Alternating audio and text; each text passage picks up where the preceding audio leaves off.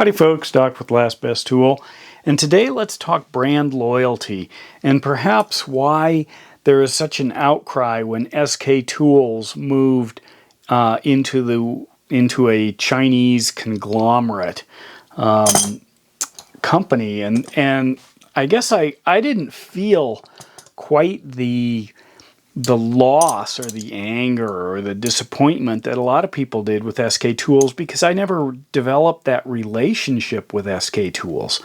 I do have a relationship with Craftsman.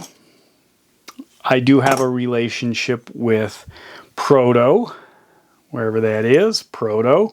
I have a massive relationship with Snap-on and a relationship with Klein. I don't have that much of a relationship with DeWalt, but I do have a strong relationship with Milwaukee, and I am building a relationship with Knipex. And what I mean by relationship is that there's something about the tools, the allure of the products that this company, in this case, say I'll use Snap-on, creates that just causes a bit of a skip in my heart. It's something about it that I really appreciate, and I feel some connection to it. A Snap-on, if I saw this sitting used somewhere, even if I just saw the orange or the shape of the handle, or even the blade, I might think, that's it. That's something I want. And maybe my heart skips a beat and thinks, I want to get that. The color green. In fact, what I'd like to do is talk about the psychology. There is a psychology, a dramatic field of psychology dealing with the concept of brand loyalty, and it's different than customer loyalty. Customer loyalty is often based on price, availability, things like that, but brand loyalty transcends that, where Snap-on could keep raising the price and folks like me would keep buying it because there's something about it. And there are kind of four major topics that brand loyalty addresses, and I think they're super crystal clear in Snap-on. And the first one is just simply the use of color. It's recognizability. This orange, there's something about it. I see it. I grab it. I want it. And I would buy it. And lots of people, if you look at YouTube channels, they might say, well, they came out with one in green, so I had to buy it. There's nothing different about the tool except the color of the handle, and it makes sales. The concept of blue or pearl blue, if I was into that, I'd be all over it. And I know that there are people who are. I'm into this Snap-on orange. That means something to me. Deep primal in my DNA. If I see this for sale, it's the first one I think about. The second, is probably green. There's just something about it. If I'm going to buy something, I'm tempted between orange and green. A lot of times orange isn't available, so I get green. I don't know why. It's a loyalty thing. And I totally get it. That's just what makes me excited. SK green, not so much. It's a dark green. They do make a kind of a lime green in some of their stuff now, but I missed that. Another thing is choosing their sales words carefully. This is the choice of professionals. If I found an old Snap-on, look at that old school logo. It's like, wow, I belong in this group. Even if I am just a DIYer, I've been involved for so long. I've inherited tools. This is where I am. Whereas Craftsman, to me, is more utilitarian. However, Craftsman Professional, now you're talking my language because I remember this stuff. I like this stuff. And although it doesn't meet, say, the criteria of color, this is the only red and black tool I think I own.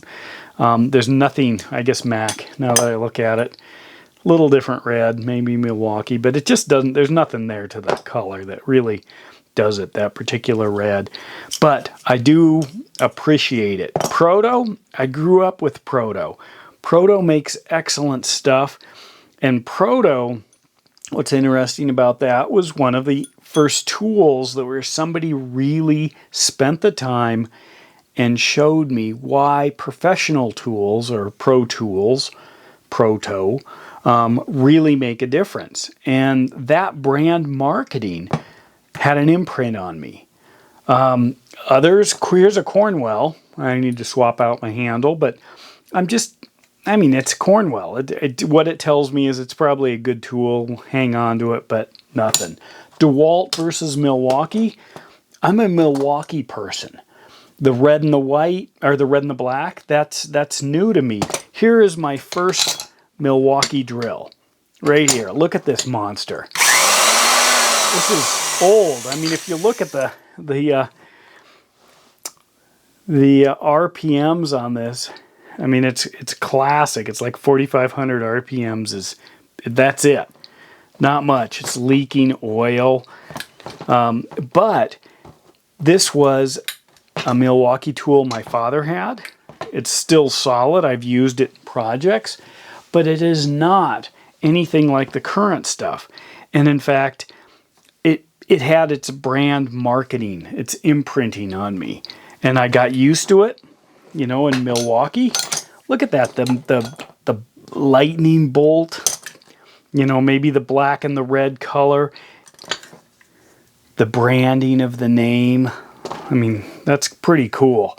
And this aluminum shell or whatever this is made of, it's got a Jacob Chuck 1/2 inch. I get it.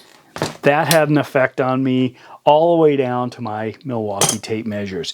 So when I look at things that are maybe red and black, I see Milwaukee. I don't see Mac. Now, Mac, they make good tools. I toss those into the kind of the Cornwell pile. I wouldn't throw it away, and I might double take if I'm at a garage sale or something. But other than that, doesn't make my heart flutter. Snap-on does. Craftsman Pro oddly does. SK doesn't. Klein is another one that does. I appreciate Klein tools, even the old stuff. And when I see them, it's like I recognize it. There's something about it. I immediately identify it, just like a quarter in the street. And I want it. And what am I doing? I'm actually learning Knipex. And my offspring will eventually probably feel that same appreciation for Knipex. It might be 20 years from now, but they'll pick something up and they'll recognize it. And it'll mean something to them.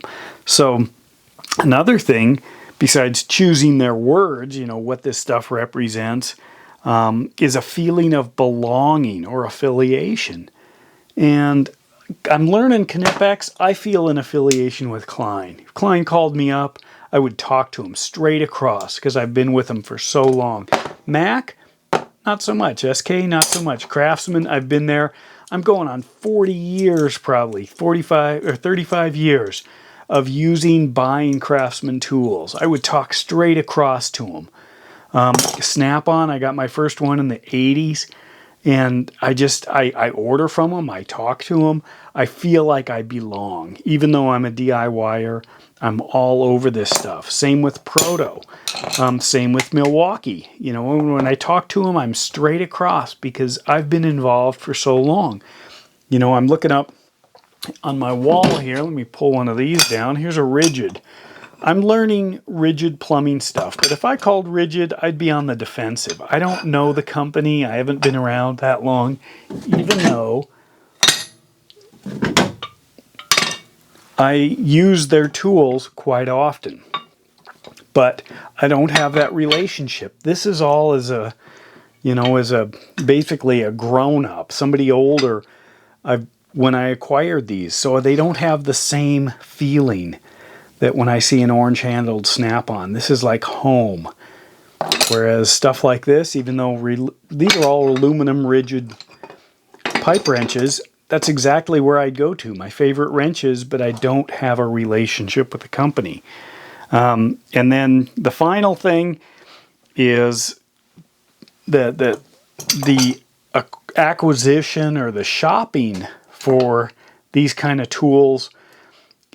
Especially the ones, the ones you feel loyal to, is shopping for them an experience. When I get on Snap-on's website or on a Snap-on truck, there's something that goes on. There's some magic that happens.